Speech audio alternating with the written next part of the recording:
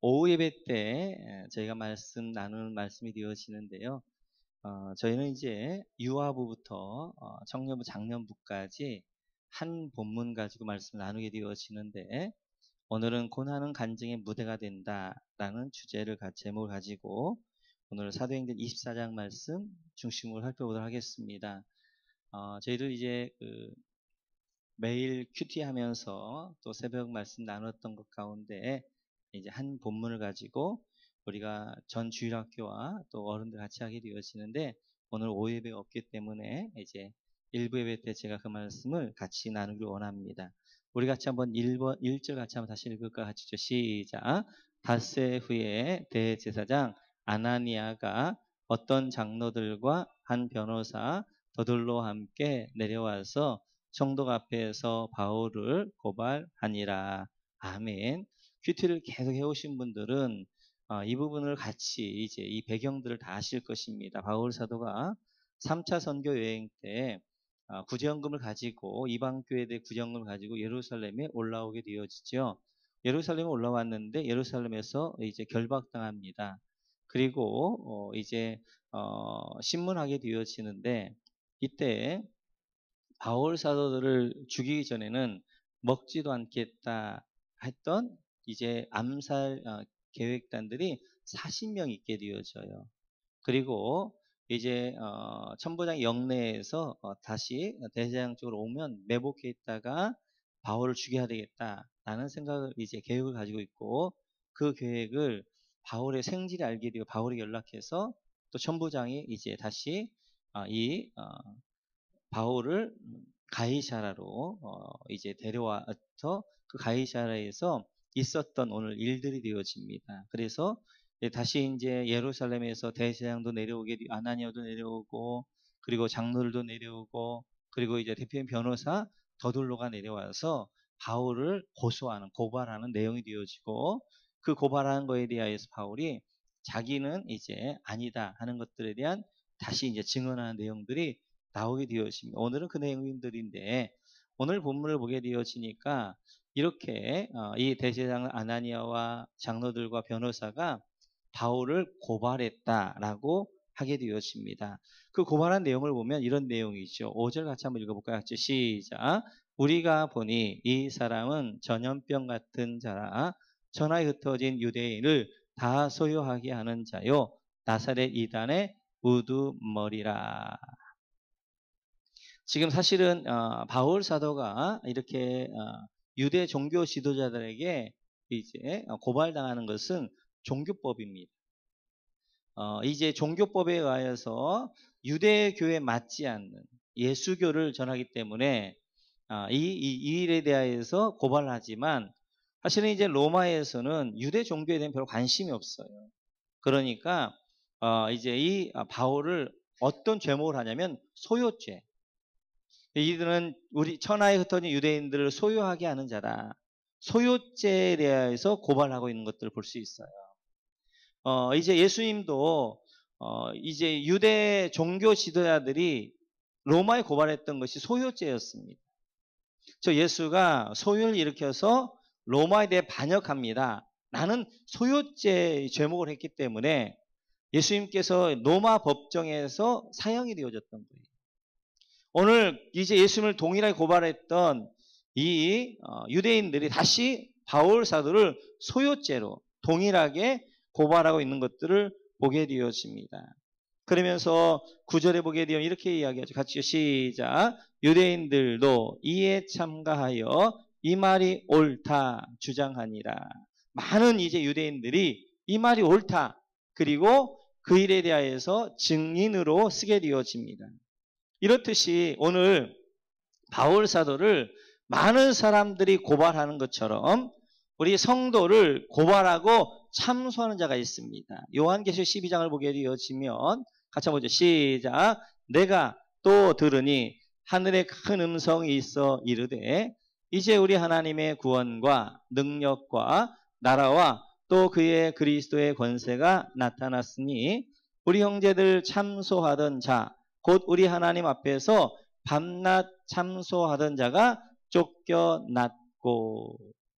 이제 우리 형제들을 참소하던 자, 그 우리 형제에는 지금 내가 포함되어져 있는 거예요. 나를 밤낮 참소하는 자가 있습니다. 그 참소하는 자가 요한계시록 앞뒤를 보게 되어지면 사탄이에요, 사탄. 사탄이 우리를 고발하고 우리를 참소하게 되었습니다. 그래서 하나님에게 이제 누구는 권혜원이는 이런 자입니다.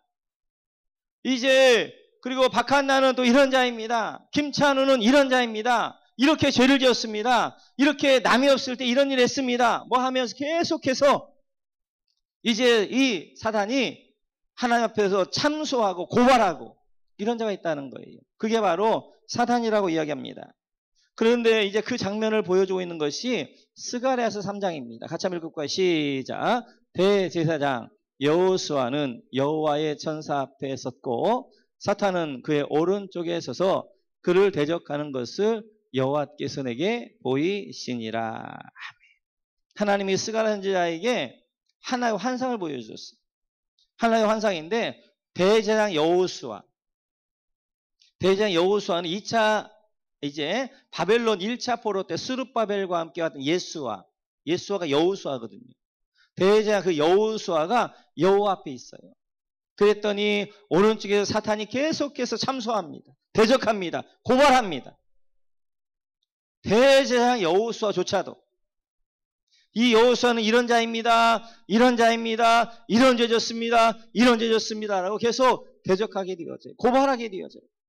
그때 하나님이 이렇게 말씀하십니다. 우리 이전 같이 읽고 시작. 여호와께서 사탄에게 이르시되 사탄아 여호와께서 너를 책망하노라. 예루살렘을 택한 여호와께서 너를 책망하노라. 이는 불에서 꺼낸 그슬린 나무가 아니냐 하실 때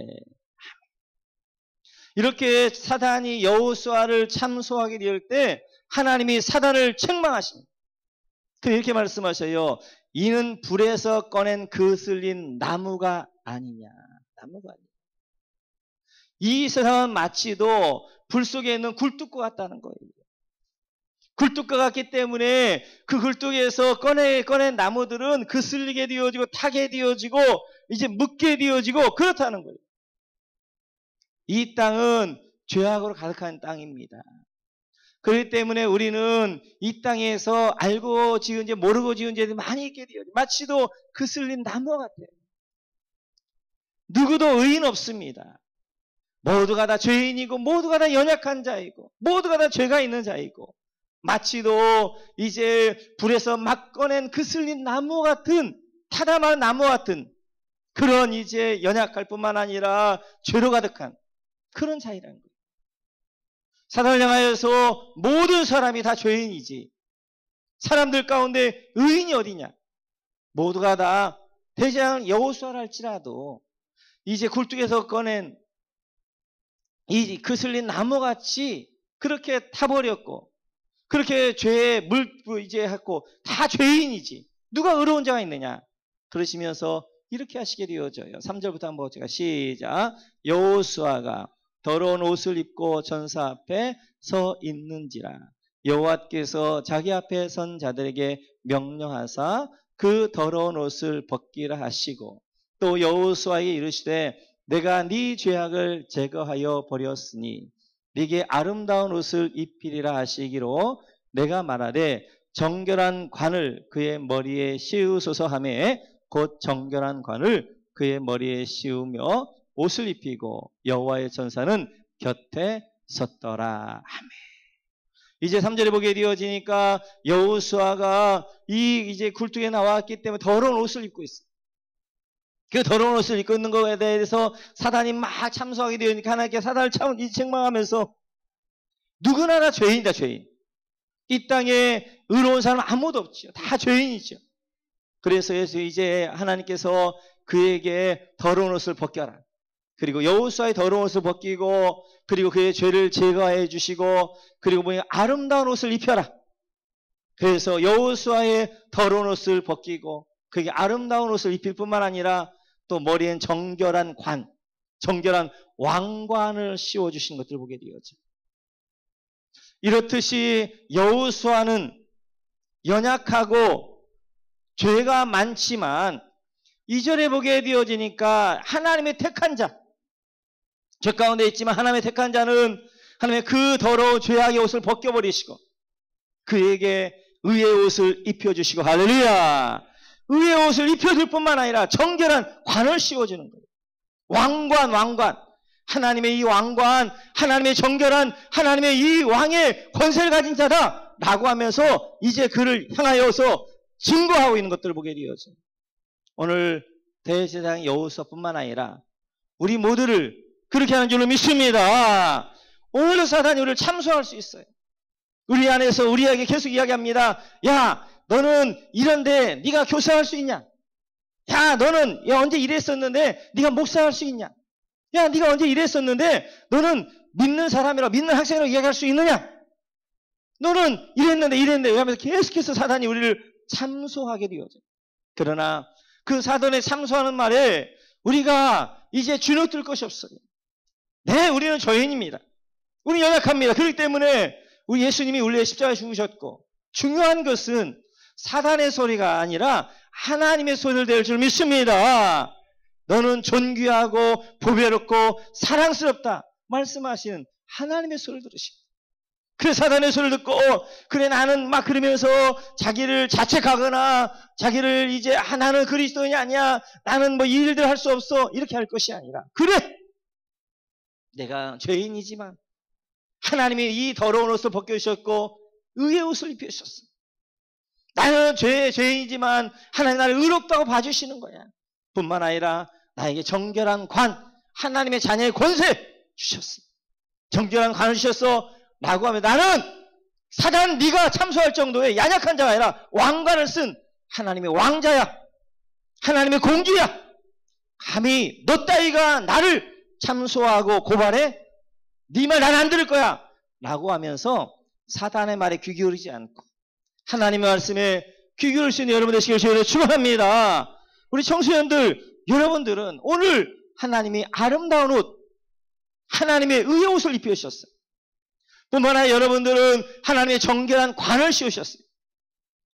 이게 보여야 되는데, 이게 깨끗한 사람은, 믿음의 사람 보여. 이 위에 왕관이 보이지? 건이야 보이지? 혜원이 누나 위에 써있는 왕관 보이지? 여러분들에게는 하나님이 왕관을 씌웠어요. 하나님의 도처지 만왕의 왕이 되신 하나님의 자녀의 권세, 이 권세로 왕관을 씌우셨어요. 이 왕관을 쓰고 승리한 여러분들 되시길 주의로 축원합니다. 벨릭스가 이 바울이 어떻게 판결하냐, 이렇게 판결하게 되어져요. 23절 같이 읽죠. 시작. 백부장에게 명하여 바울을 지키되 자유를 주고 그의 친구들이 그를 돌봐주는 것을 금하지 말라 하니라. 이제 벨릭스가 유대인들이 막 고발하게 되어지니까 너는 사형해동한다, 땅 친 것이 아니라 자유다, 죄가 없다, 자유를 주고 그 다음에 친구들이 그를 돌봐주는 것들을 금하지 말아라 라고 이제 그 고발에 대하여서 하는 것이 아니라 그에게 자유를 선포하게 되죠. 하나님 우리에게 어떻게 하시나, 이렇게 하십니다. 디모데후서 4장 8절 같이 시작. 이제 후로는 나를 위하여 의의 면류관이 예비되었으니 주 곧 의로우신 재판장이 그날에 내게 주실 것이며 내게만 아니라 주의 나타나심을 사모하는 모든 자에게 도이니라. 아멘. 우리가 의로우신 재판장, 벨릭스보다 훨씬 더 의로우신 그 재판장이 이제 마지막 날에 우리에게 의의 면류관, 정결한 왕관을 씌운다 말씀하십니다. 이 하나님께서 너는 의롭다, 의로운 이제 면류관을, 왕관을 우리 안에 씌워준 줄 믿습니다. 하나님의 재판관이세요. 재판관. 사단이 아무리 참소한다 할지라도 하나님이 너는 의로운 나의 아들이야, 땅 치면 끝나게 되어지는 거예요. 그 하나님 우리에게 의의 면류관 이제 씌워주신 줄로 믿습니다. 바울을 사도를 향하여서 유대인들이 고발했던 내용, 이런 내용이에요. 5절 같이 읽고 시작. 우리가 보니 이 사람은 전염병 같은 자라 천하에 흩어진 유대인을 다 소유하게 하는 자요 나사렛 이단의 우두머리라. 아멘. 우리는 사단이 이제 세상 사람 이렇게 고발해야 됩니다. 사실은 바울 사도를 고발한 내용인데 이 내용이 너무나 은혜로운 내용이에요. 이 바울은 전염병 같은 사람입니다. 전염병. 오늘 보면 장티푸스 같은 사람. 이 바울이 보니까 이상한 거예요. 바울이 가는 곳마다 예수병이 막 사람들이 들어. 이 바울이 예수병이 걸렸는데 이 바울을 만나는 사람은 예수 전염병이 드는 거지. 그 예수가 돼요. 예수병이 걸려요. 또 이제 어디 예배소에 가면 예배소 사람들이 예수병이 걸려가지고 예배소가 막 난리가 난 거야. 소유가 되어지는. 바울이 이제 빌립보에 가면 빌립보에 막 예수병이 막 돌기 시작하는 거야. 데살로니가 가면 데살로니가에 막 예수병이 돌기 시작하고, 그가 고린도에 가면 고린도에 막 예수병이 돌기 시작하고, 이는 예수병이 들린 전염병자입니다. 전염병입니다. 이렇게 고발하고 있는 것들을 보게 되어져요. 뿐만 아니라 소욕해 하는 자입니다. 소욕해. 바울 사도가 가게 되어지면 막 소유가 일어나는 거예요. 어떤 소유가? 사고가 막 바꿔지는 거예요. 바울 사도가 설교를 하게 되어지면 사고 자체가 바꿔져요. 세상을 향했던, 그리고 이제 하나님을 대적했던 사람들이 막 하나님 앞에 고백하게 되어지고, 세상이 아니라 이제는 이제 넓은 길이 아니라 좁은 길로 가게 되어지고, 십자가 길로 가게 되어지고, 사람들의 삶이 바뀌어지는 거예요. 막 그 안에 막 다이너마이트 같은 막 소유가 일어나면서 그 안에 막 변화가 일어나기 시작하는 거예요. 간증 있는 삶은 전염병과 같고 소유를 일으키는 줄로 믿습니다. 바울 사도에 간증이 있어요. 간증. 바울 사도에 간증이 있는 사람은 어디 가든지 예수병을 증거하게 되죠. 그리고 그들이 예수병에 걸리게 할 뿐만 아니라 간증이 있는 사람은 그 안에 영적 소유가 있는 사람이에요. 사고 자체가 완전히 소유가 일어나서 뒤집어 엎어 바꿔지는 것입니다. 삶의 방향이 바꿔지는 거예요. 간증이 있는 사람. 그래서 오늘 11월 이제 우리 주제가 간증인데요. 우리에게는 우리 청소년 때도 정말 중요한 것이 여러분 간증입니다. 간증. 기도 응답에 대한 간증이 한 번 있고, 이런 간증이 있게 되어지면 일평생 살면서 그 힘이 되어져요. 우리가 이제 몇 년 전에 우리 청소년들과 함께 6시에 매일 아침에 아침 기도를 했었어요. 1년을. 근데 그런 것들이 사실은 영적 자산입니다. 저에게 있어서 지금도 제가 힘들고 어려울 때마다 저를 붙잡아주는 것 가운데 하나가 뭐냐면, 중학교 2학년 때 저희 교회에, 시골 교회 보면 뒷동산에 무덤이 하나 있었어요. 근데 학교를 갔다 오면 제가 교회를 가서 그 무덤에서 서너 시간씩 기도했습니다. 울면서. 그랬더니 제 아내는 그 옆에 사택에 살았는데 이런 생각을 했다는 거예요. 저 오빠는 뭐가 저기 힘들어가지고 매일 울면서 와서 저 기도를 하나. 그랬다는 거예요. 근데 그 무덤에서 기도하다가 제가 성령 받았어요. 물론 저희 가정이 굉장히 어려웠습니다. 이제 어머니 혼자 계셨는데 어머님이 부도가 나셨어요. 그래서 저희가 살 수 없는 형편이었어요. 그래서 이제 제가 교회 가서 그렇게 기도할 수밖에 없어요. 그래서 뒷동산 올라가서 그 뒷동산에 그 무덤에 가가지고 제가 서너 시간씩 막 하나님 앞에 기도했는데, 그때 성령이 불받았어요. 근데 지금도 힘들고 어려울 때마다, 그리고 지금도 제가 영적으로 다운될 때마다 그때를 생각해요. 내가 중학교 2학년 때 이랬지. 중학교 2학년 때 내가 이렇게 하나님을 알아야지. 그때 하나님이 나를 만나주셨지. 그때 하나님이 나에게 이렇게 응답하셨지. 그리고 그때 나에게 주셨던 말씀들이 있는데 그 말씀도 붙들게 되어져. 청소년 때 뭔가 색다른, 뭔가가 기억이, 간증이, 기도 응답에 대한 간증이든지 아니면 하나님을 향한 열정이 있는 간증이든지, 우리 청소년들에게는 금요 심야가마 많은 간증이 되어질 것 같아요. 금요일 날마다 와서 이민족을 위해, 세계를 위해서 기도하는 그 기도들. 간증 있는 사람은 이렇게 전염병과 같고 소욕을 일으키는 그런 놀라운 역사인 줄 믿습니다. 바울 사도에 어떤 간증이 있느냐? 사도행전 9장을 보면 이렇게 말씀하게 돼요. 같이 읽죠. 시작. 땅에 엎드려져 들음에 소리가 있어 이르시되, 사울아 사울아 네가 어찌하여 나를 박해하느냐 하시거늘 대답하되, 주여 누구시니까? 이르시되, 나는 네가 박해하는 예수라. 바울 사도에게는 간증이 있어요. 하나님을 만난 간증, 예수를 만난 간증. 그가 이제 예수 믿는 사람 핍박하러 이제 다메섹으로 올라가다가 강한 빛이 비추게 되어지고 그 빛에 쓰러져 있었는데 그때 사울아 사울아 네가 어찌하여 나를 박해하느냐. 이제 그 음성이 들게 되어지는 거예요. 주여 누구십니까? 나는 네가 박해하는 예수다. 예수님을 만난 다메섹에 예수님을 만난 살아계신 예수님을 만난 간증이 있어요. 경험이 있는 거예요. 그 다음에 그가 그 안에 삶의 소유가 일어나기 시작하는 것입니다. 가치관이 막 바꾸어지기 시작하는 거예요. 아니 나는 예수가 이제 이단의 교수여서 예수 믿는 사람들 다 죽여야 된다는데 예수가 하나님이셨어? 그 안에 막 이제 소유가 일어나는 거예요. 사고의 소유가. 그러면서 예수님을 박해했던 그 걸음이 이제는 예수님을 이제 증거하는 자로 생명을 내놓는 자로 그리고 지금까지 자기가 자랑하려 했던 이제 바리새인이요 8일 만에 할례 받았고 유대인 중에 유대인이요 뭐 이런 모든 것들 가말리엘 문화의 이제 학생이었고 이런 모든 것들을 배설물로 여기게 되었죠. 그리고 이제 오직 영광의 나라 그 나라를 바라봐야 소유가 일어나는 거예요. 삶에 막 변화가 일어나는 거예요. 삶이 뒤집어지게 되어지는 거예요. 그런 경험을 했던 이 바울 사도.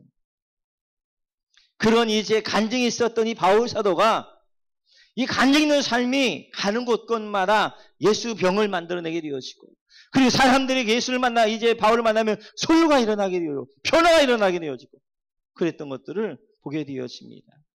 그 간증 가운데 하나가 이것이죠. 사도행전 16장 하시죠. 시작.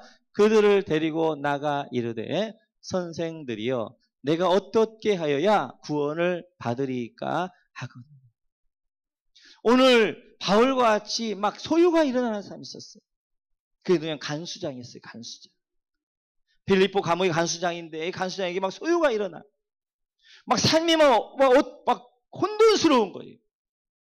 뭐가 진리고 뭐가 진짜인가 막 이제 변화가 막 일어나기 시작하는 거예요. 그러면서 이 소유가 일어나는 사람은 이런 고백을 해요. 오늘 간수장 이야기입니다. 선생이요 내가 어떻게 하여야 구원을 받으리까? 예수병에 걸린 사람 그 안에 예수로 말미암아 사고가 완전히 바꿔지는 사람 소유가 일어나는 사람 속에 터져나온 고백은 어떤 고백이냐? 내가 어떻게 하여야 내가 어떻게 하여야 내가 어떻게 하여야 내가 지금까지 이렇게 살았는데 내가 어떻게 하여야 내가 어떻게 하여야 이렇게 고백하게 되어져. 그러면 오늘 이 간수장에게 왜 이런 소유가 일어났는가? 그것은 바로 앞에 이런 일들이 있었지. 같이죠. 시작.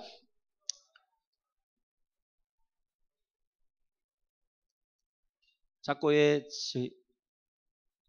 25절 밤밤중에 바울과 실라가 기도하고 하나님을 찬송하며 죄수들이 듣더라. 간수가 볼 때 너무 이상한 환경이에요. 너무 이상한 상황이에요. 이 간수장도 알죠. 이 귀신 들린 아이를 고쳐줘서 선한 일을 했는데 고발했기 때문에 간수장 어쩔 수 없고 그래서 때려서 발이 착고에 채여서 감옥에 갇혔단 말이에요. 그럼 어떻게 해야 되는 거예요? 막 악을 쓰든지 막 나는 이제 죄가 없다고 하든지 막 원망하고 이래야 되는데 이 사람들은 밤중에 찬양을 하기 시작한 거예요. 기도하기 시작한 거예요. 그 찬양이 얼마나 은혜스러웠던지. 여러분 감옥에 있는 죄수들처럼 괴팍한 사람들은 없습니다. 뭔 일만 있으면 막 소리 지르고 막 그렇게 되어지죠. 여러분 영화도 본 거 같죠. 찬양하게 되어지면 막 옆에서 야 이놈들아 조용히 잠자자 막 이래야 되는데 모두가 다 잠잠히 듣는 거. 그 터져 나오는 찬양이 감히 그 죄수들이 소리 지를 수 없는 영권과 함께 뭔가 그 터져 나오는 찬양이 그 영혼들을 막 깨우기 시작합니다. 이 간수장에게 소유가 일어나는 거예요. 억울하게 잡혀왔으면 감옥에 갇혔으면 이제 막 난리치고 막 이래 보통 다 그랬는데 이 사람은 이상한 거예요. 억울하게 잡혀왔는데 그때 기도하고 찬양하는데 그 찬양 소리가 다른 거예요. 뭐지? 이 사람은 뭐지? 그런데 조금 있다 보니까 또 이런 일이 있게 되어지는 거 같이죠.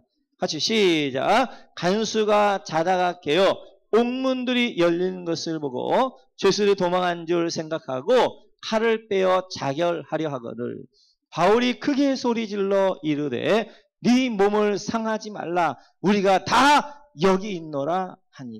아멘. 그래서 이제 빌립보 감옥이 열렸어요. 그래 간수가 막 이제 놀래가지고 이제 다 죄수 도망가게 되어지면 자기는 이제 죽는 거잖아요.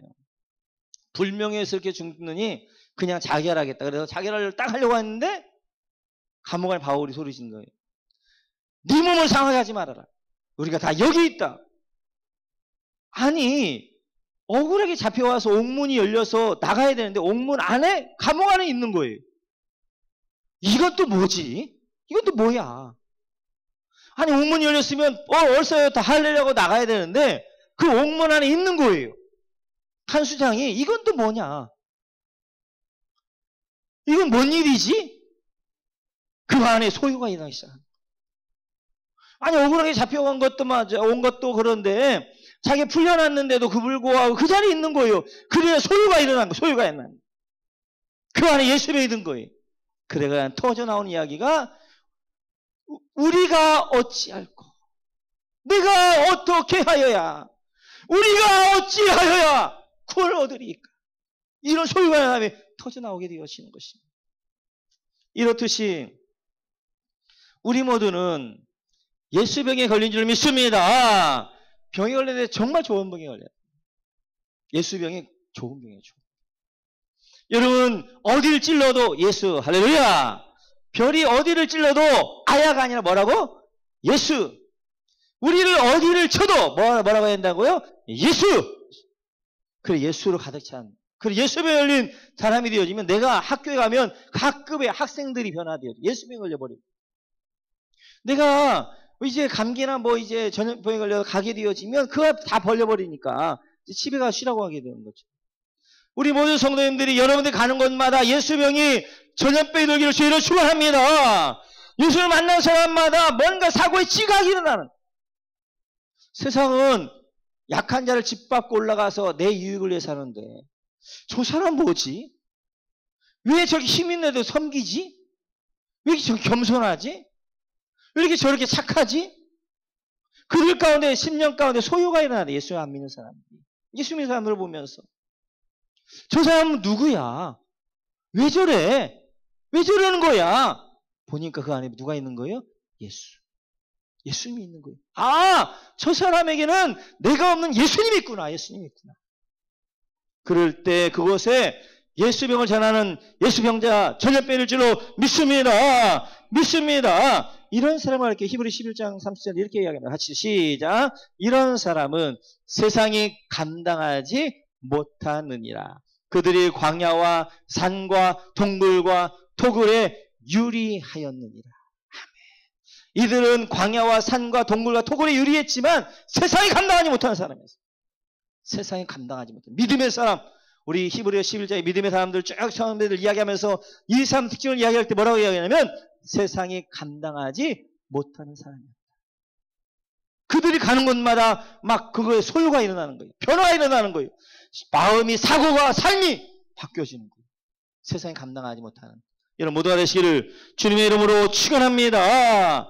바울은 그의 믿음을 이렇게 고백합니다. 15절 같이 한번 읽어볼까요? 같이 시작. 그들이 곧 의인과 악인의 부활이 있으리라 하미니이다. 아멘. 바울이 고백할 때 이제 바울이 자기를 증언할 때 증언합니다. 근데 그 증언이 내가 죄가 없다 증언하는 것이 아니라 그 법정에서도 복음을 준 거예요. 예수님만 전해 예수님. 내가 죄 없는 게 아니라 당신도 예수 믿어야 된다. 그래서 예수님만 전해. 그래서 전했던 첫 번째가 바로 하나님께 향한 소망 가졌다는 거예요. 하나님께 향한 소망. 내가 지금 비록 구류되어졌고 내가 지금 비록 갇혀있지만 나에게는 소망이 있습니다. 그 소망은 바로 하나님께 향한 소망입니다. 간증이 있는 분들은 땅의 소망이 아니라 하늘의 소망을 사는 줄 믿습니다. 하늘의 소망이 있어요. 하늘의 소망. 하늘의 소망. 여러분은 어떤 소망을 가지고 계세요? 우리 청소년들, 여러분 어떤 소망을 가지고 있어요? 어떤 소망? 땅에 대한 소망? 그리고 아니면 이제 돈에 대한 소망? 쾌락에 대한 소망? 세상에 대한 소망? 물론 이런 것이 다 나쁘다는 건 아니에요. 그러니까 이런 것들이 하늘의 소망보다 커서는 안 돼요. 우리의 본질의 소망, 소망의 본질은 하늘 소망인 줄 믿습니다. 하늘 소망, 하늘 소망. 하나님께 향한, 하늘을 향한 소망은 뭐 어떤 소망이냐? 의인과 악인의 부활이 있음을 믿는 거예요. 예수님께서 이렇게 말씀하십니다. 요한복음 5장 29절 같이 시작. 선한 일을 행한 자는 생명의 부활로, 악한 일을 행한 자는 심판의 부활로 나오리라. 아멘. 어제 우리 최영희 목사 말씀하신 것과 같이 우리 인생은 3생이에요. 이 땅이 중요한 것이 아니라 부활, 뭘로 부활할 것이냐는 거예요. 생명의 부활을 이룰 것인가, 아니면 심판의 부활을 이룰 것인가. 이제 제 3생에서 하늘 영광 가운데 있을 것인가, 아니면 지옥의 고통 가운데 있을 것인가. 바울 사도에게 이 땅에서는 그가 매맞고 구류하고 그러면서 그가 행복할 수 있었던 것은 그게 하늘의 소망이 있었어요. 생명의 부활의 소망. 오늘 그가 비록 구류되어져 있어 감옥에 갇혀있는 신세가 되었고 고발당해서 법정 안에 서 있는 신세지만 나는 하나님께 하는 소망이 있습니다. 그 소망은 바로 이제 의인의 부활, 선한 일을 하나님의 뜻을 따라 살았던 자들에게 생명의 부활의 소망이 나에게 있습니다. 라고 얘기되어졌고, 이런 생명의 부활이 있는 사람은 법정 안에서도 당당해요. 당당해. 오늘 이제 이제 벨릭스 총독 앞에서 바울이 얼마나 당당한지 모릅니다. 나중에 보게 되어지면 이렇게까지 이야기하는 거예요. 총독을 향하여서 내가 갇힌 것 이외에는 당신이 다 나와 갖기를 원합니다. 총독에게 당신이 나를 닮기 원합니다. 나와 갖기 원합니다. 갇힌 것 외에는. 그 정도로 당당할 수 있었던 것은 바울 사도에게 하늘 소망이 있었어요. 부활 소망이 있었어요. 우리 모두가 이런 하늘 소망과 부활 소망을 가지고 살아갈 줄 믿습니다. 뿐만 아니라 16절에 보면 이렇게 이야기합니다. 같이 시작. 이것으로 말미암아 나도 하나님과 사람에 대하여 항상 양심의 거리낌이 없기를 힘쓰노라. 아멘. 간증 있는 삶은 양심의 거리낌 없이 사는 것입니다. 양심 거리낌 없이. 양심 가운데 두 양심이 있어요. 하나는 화인 맞은 양심이 있지요. 먼저 착한 양심이 있습니다. 디모데전서 1장 19절. 같이 시작. 믿음과 착한 양심을 가지라. 어떤 이들은 이 양심을 버렸고 그 믿음에 관하여는 파산하였느니라. 착한 양심. 양심 가운데 착한 양심이 있습니다. 뿐만 아니라 또 다른 양심이 있어요. 같이 한번 볼까요? 시작. 자기 양심이 화인을 맞아서 외식함으로 거짓말하는 자들이라. 두 번째, 화인 맞은 양심이 있습니다. 화인 맞은 양심. 간증 있는 분들은 양심이 거리끼지 않는데 착한 양심을 가지셔야 돼요. 착한 양심. 우리 청소년들 착해야 돼요. 알겠죠? 청소년 때부터 교활함 배우면 안 돼요. 거짓된 배우면 안 돼요. 착하셔야 돼요. 비록 착해서 때때로 세상에서 내가 좀 불이익당할 수 있지만 착해야 돼요. 착해. 여러분 착한 양심 가질 줄 믿습니다. 화인 맞은 양심은 그 불로 이제 태워져서 화인 이제 불에 이제 해서 불도장 맞아가지고 양심 완전히 죽어버린 거예요. 양심 죽었어요. 그래서 자기가 악한 일을 하면서도 악한 일 한 줄을 모르는 거예요. 자기가 이제 교활하면 교활한 줄 모르는 거예요. 그러나 착한 양심은 하나님 앞에서 내가 조금만 잘못되어지면 그 양심이 꺼리게 되어지고 그리고 양심의 소리를 듣게 되어지고 하나님 앞에서 하나님 이제 회개하게 되어지고 내가 그렇게 살면 안 되겠다. 자기를 돌아보게 되어지고 그런 삶이 되어지는 거예요. 양심이 살아있어야 되는데 착한 양심이 있어야 됩니다. 이 착한 양심은 하나님의 씨예요. 하나님께서 사람을 만드실 때 하나님이 우리 안에 씨를 하나님이 씨를 넣었는데 그 씨를 하나님을 향하도록 되어져 있는 그것이 양심이었어요. 그런데 아담과 하와가 범죄한 말미암아 양심이 더러워졌어요. 그래서 우리 양심을 하나님을 찾을 수가 없어요. 그러다 하나님이 말씀을 주셨어요. 그럼에도 불구하고 우리 안에 도덕적으로 이제 우리를 컨트롤할 수 있는 이제 제어 장치가 하나 있는데 그것이 바로 양심이에요, 양심. 그래서 양심이 착해야 되고 양심이 깨끗해야 되고 선해야 됩니다. 양심이 화인 맞아버리면 내가 죄인임에도 내가 악독함에도 불구하고 내가 악독하고 죄인한 걸 모르게 되어지는 거예요. 내가 하고 있는 것이 죄라는 걸 모르는 거예요. 그러면 화인 맞은 거예요. 착한 양심은 내가 죄를 짓게 되어지고 내가 잘못되어지면 그 죄다 잘못된 걸 알게 되어지는 거예요. 간증 있는 사람은 양심에 거리끼지 않는 착한 양심을 가지고 그 양심을 따라 살아가는 줄을 믿습니다. 믿습니다. 여러분 모두가 이런 착한 양심을 가지셔야 돼요. 오늘 말씀 다시 한번 정리하게 되어지면 바울 사도가 벨릭스에 이제 감옥에 갇혀서 오늘 변론한 내용 가운데 있는 내용을 중심으로 간증 있는 사람은 어떤 사람입니까? 간증 있는 사람은 첫째로 전염병과 같고 소유를 일으킨 사람. 간증 있는 사람은 둘째로 하나님께 소망을 두고 살아가기 때문에. 간증 있는 사람은 셋째로 양심에 거리끼지 않는 삶을 살아가기. 삶이 있게 되죠. 여러분 모두가 이런 착한 양심을 갖고 살아가시기를 이제 간증 있는 삶이 되시기를 주님의 이름으로 축원합니다.